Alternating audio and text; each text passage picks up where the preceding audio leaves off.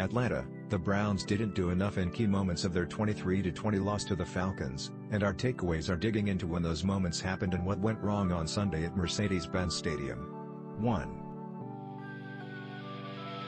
Mistakes early and late cost Browns the most crucial points of the Browns' loss happened on their first few offensive drives and final defensive drives.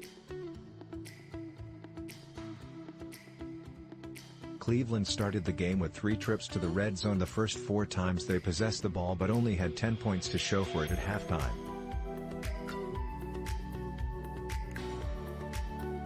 Head coach Kevin Stefanski elected to go for it on 4th down on the first drive, which ended at the 4-yard line, and the Browns had to kick a field goal on the second of such red zone drives.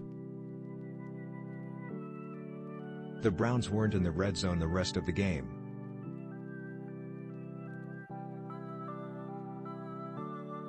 Points in those sequences would have paid huge dividends late, and the results were an example of how aggressiveness can come back to bite.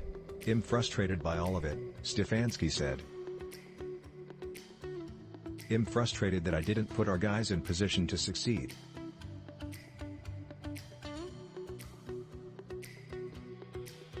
That's really what I'm frustrated by." The Browns still managed to grab a 20-17 lead with 9:58 left thanks to a 28-yard run from Nick Chubb, but then the defense began to show cracks. Falcons QB Marcus Mariota was held to 7 of 19 for 139 yards in the game, but 42 of them came on a broken coverage play on a second down pass to Olamide Zaccheus with 3 minutes. Zaccheus then gained another 15 yards due to a facemask penalty on Denzel Ward. A mental mistake that followed a coverage mistake moved the Falcons into Browns territory. The play was the biggest gain the Falcons had on their drive that led to Younghoe Koo's go-ahead 45-yard field goal with 3 minutes left. "Obviously, we're not designing it to have a guy wide open," Stefanski said, "but we just have to make sure we get them in good position and make a good play." The Falcons gained 172 of their 202 rushing yards in the second half. "They wore us down," Stefanski said. "We ran out of gas a couple times, and they made us pay.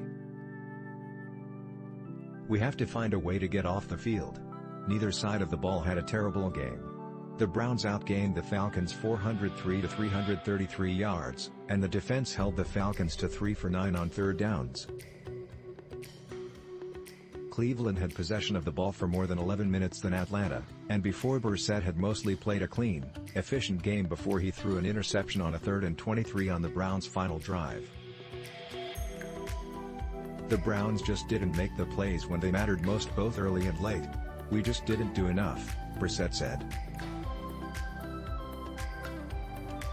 "We knew it was going to be a 60-minute football game, and we didn't make enough plays down the stretch."